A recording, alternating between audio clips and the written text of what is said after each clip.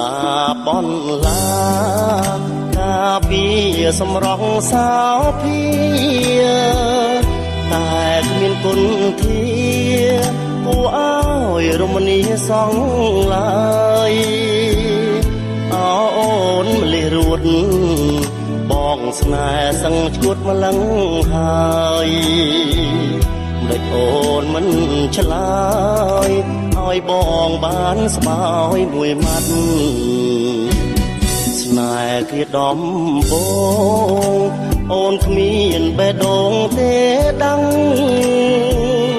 បានជាបាត់ឈឹងរៀមរួង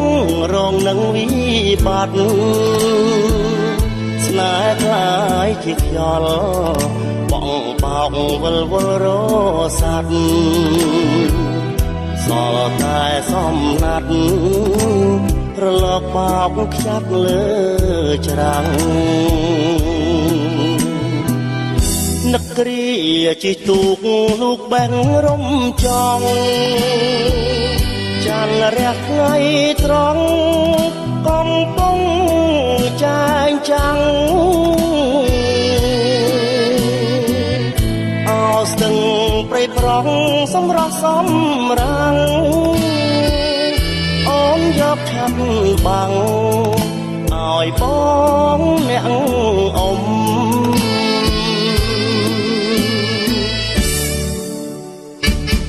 បេះដូងទាំងពីរហាក់ដូចជាស៊ីសងវាំងតែនៅស្ទើរស្ទាំងមិនទាន់សាកសួរចាំងទុំបុប្ផាព្រួលប្រាបោកប្រាំងក្ដីស្នេហ៍នៃខ្ញុំអកំពុងធំអូនសោយបងយំម្នាក់ឯង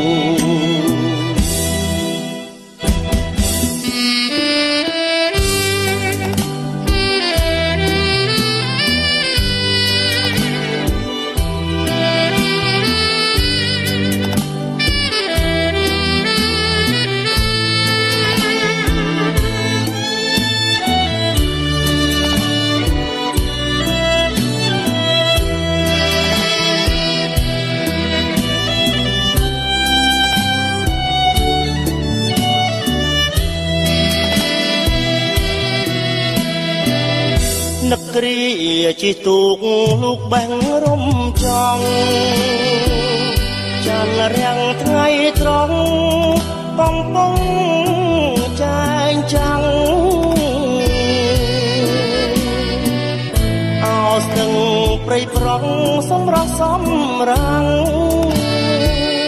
អូនយកឆាត់បាំងឲ្យបងអ្នកអ៊ំ